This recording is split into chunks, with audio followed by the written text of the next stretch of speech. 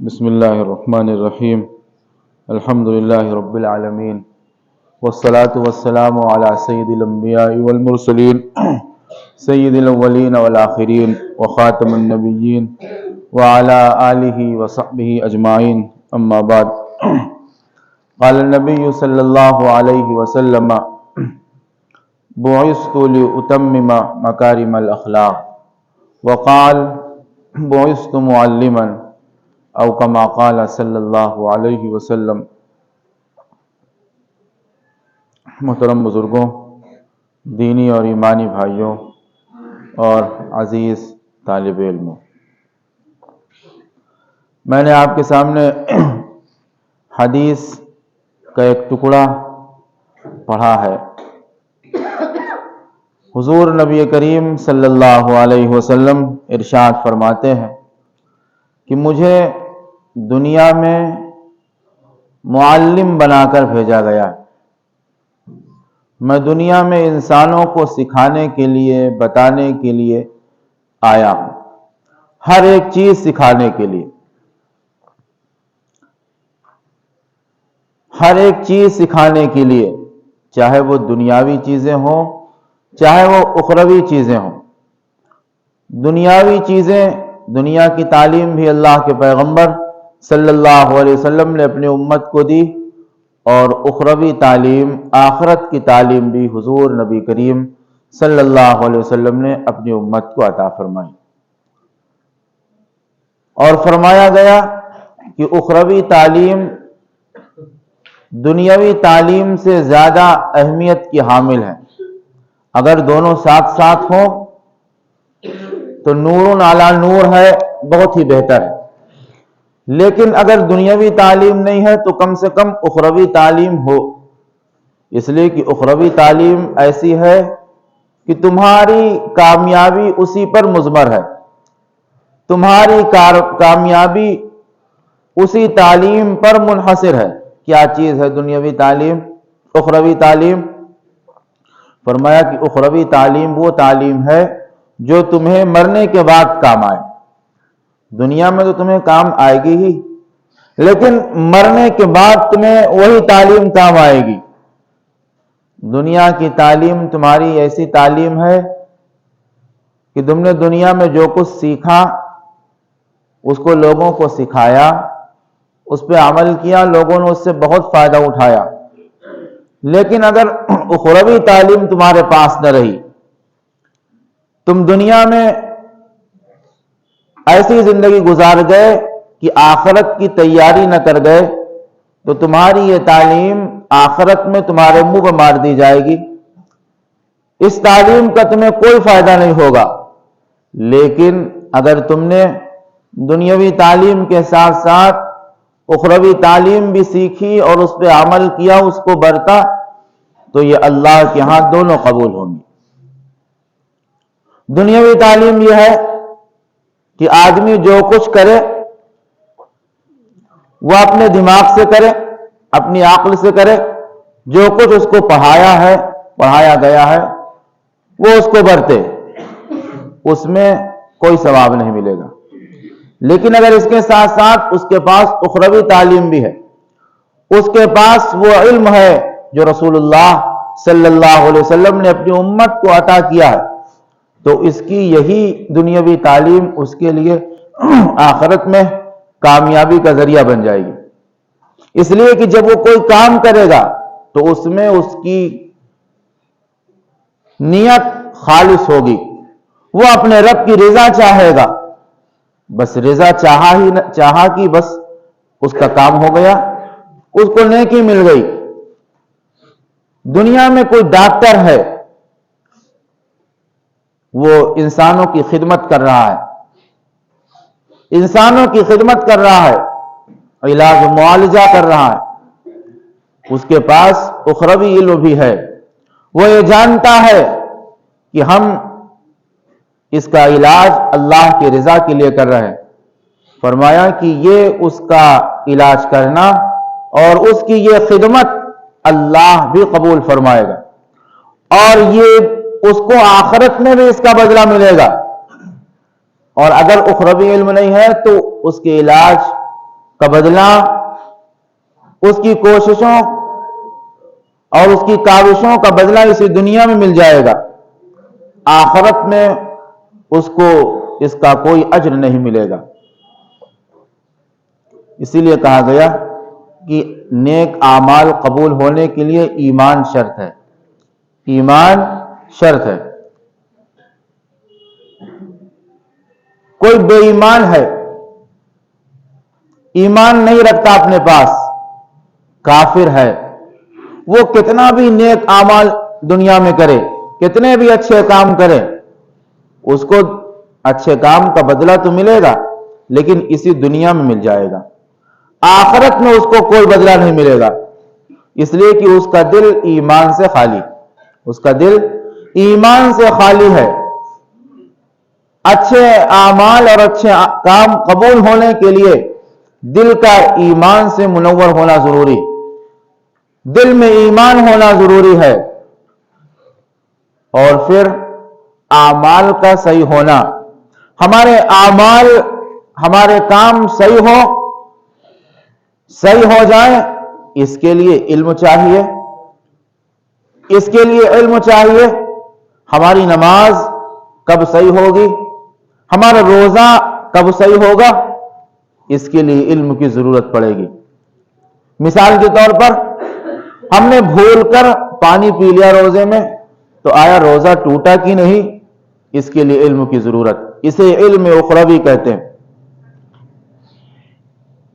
اگر ہمیں یہ معلوم ہے کہ ہاں بھول کر کھا پی لینے سے روزہ نہیں ٹوٹتا ہے، تو روزہ اللہ کے ہاں قبول ہو جائے گا۔ نماز ہے ہماری، ہم نے 2 رکعت میں سلام پھیر دیا، اب ہمارے پاس اگر علم ہے کہ اگر بھولے سے سلام پھیر دیں تو فوراً کھڑے ہو جائیں اور سجدہ سہو کر لے، نماز ہو جائے گی، سجدہ سہو کر لے نماز ہو جائیں گی۔ یہ ہمیں کیسے معلوم ہوگا؟ علم کے ذریعے۔ جب علم ہوگا تو نماز اچھی ہوگی، اور دل میں ایمان ہوگا تو وہ نماز قبول ہو جائے گی۔ دل میں ایمان ہے، نماز قبول ہوگی۔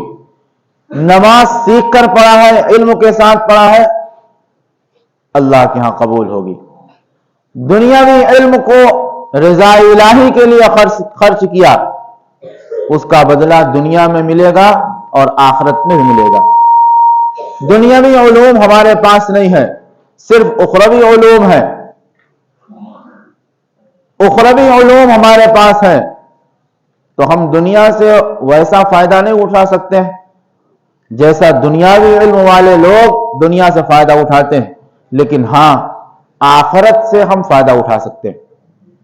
آخرت میں کامیاب ہونے کا پورا اثاثہ ہمارے ہاتھ میں ہے اگر اخروی علم ہمارے پاس ہے۔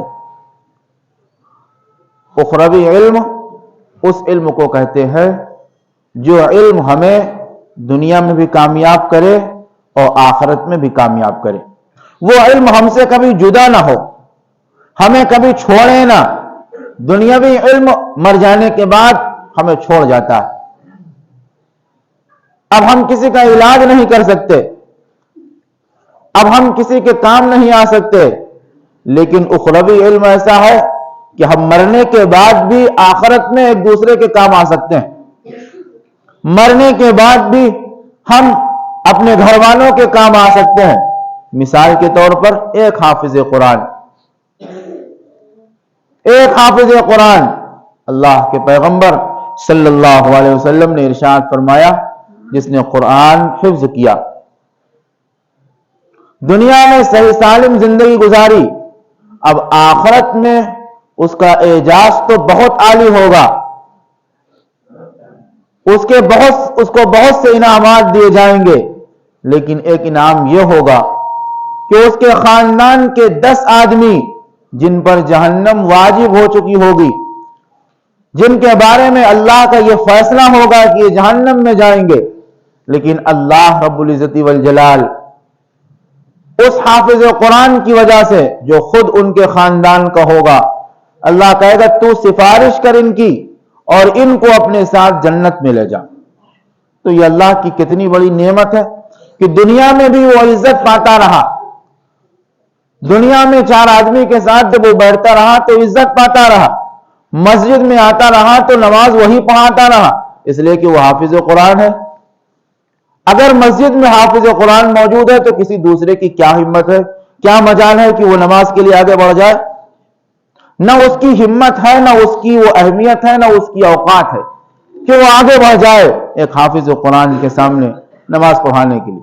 دنیا میں بھی اسے عزت اللہ نے عطا فرمائی، اور آخرت میں جہاں تو بڑے بڑے لوگ بادشاہ تو دنیا میں رہے وہ سب نفسی نفسی پکاریں گے، وہاں اللہ ان کے ساتھ یہ اعجاز فرمائے گا.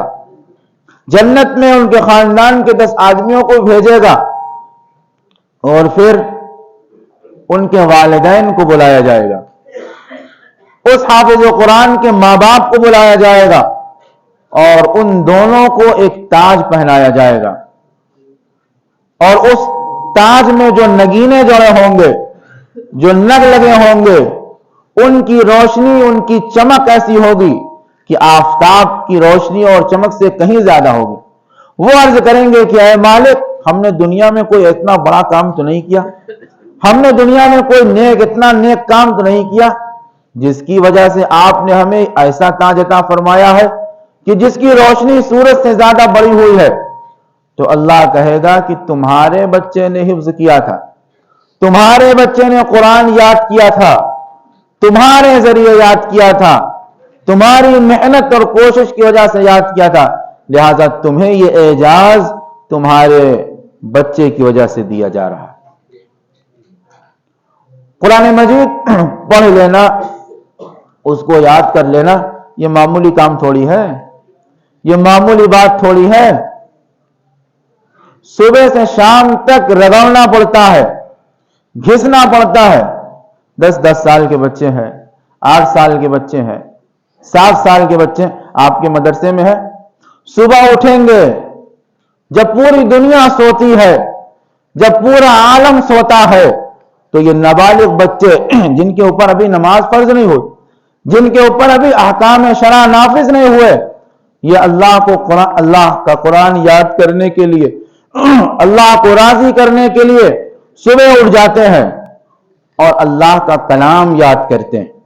سوچو جب یہ بچے اٹھتے ہوں گے تو کیا اللہ کو ان پر ترس نہیں آتا ہوگا؟ کیا اللہ ان سے خوش نہیں ہوتا ہوگا کہ یہ وہ بچے ہیں جن کو گناہ کا پتہ نہیں ہے، جن کے اوپر شریعت کے احکام نافذ نہیں ہے، لیکن یہ میرے کلام کو یاد کر رہے ہیں. پھر صبح ہی نہیں، صبح سے جب اٹھتے ہیں تو شام تک اسی میں لگے رہتے ہیں. سوتے ہیں تو وہی پڑھتے پڑھتے سوتے ہیں. جب دنیا میں اتنی کوششیں وہ کر کے اور اتنی مصیبت برداشت کر کے، اتنی محنت و مشقت اٹھا کر آخرت میں جب جائیں گے تو اللہ ان کو وہ اعزاز عطا فرمائے گا جو میں نے ابھی بتایا. ان کے ساتھ ساتھ ان کے والدین کو بھی، ان کے خاندان والوں کو بھی، اور خود اس کے ساتھ اللہ کہے گا کہ تم حافظ قرآن ہو، تمہارے لیے ہمارے یہاں تو بہت اونچا مقام ہے. اقرا ورتقی ورتل کما کنت ترتل فی الدنیا.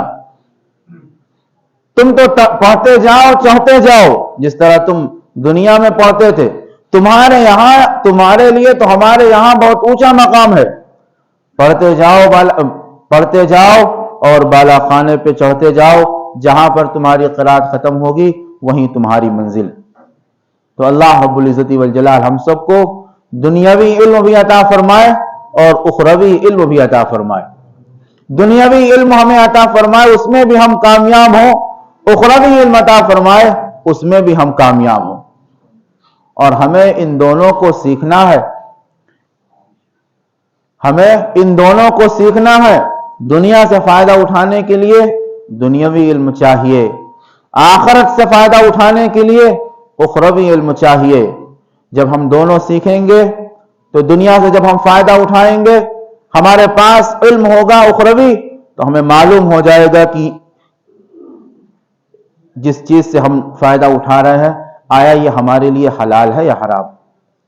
دنیا کی ہر چیز ہمارے لیے حلال نہیں ہے، دنیا کی ہر چیز ہمارے لیے حلال نہیں ہے اور ہر چیز حرام بھی نہیں ہے. اگر ہر چیز حلال نہیں ہے تو ہر چیز حرام بھی نہیں ہے. کچھ ایسی چیزیں ہیں جو ہمارے لیے حلال ہیں، جو ہمارے لیے حرام ہیں. اخروی علم کے ذریعے ہمیں معلوم ہوگا کہ ہمیں کیا چیز استعمال کرنا ہے دنیا میں اور کن چیزوں سے ہمیں باز رہنا ہے. اللہ رب العزت والجلال ہم سب کو عمل کرنے کی توفیق عطا فرمائے اور سمجھنے کی توفیق عطا فرمائے. وآخر دعوانا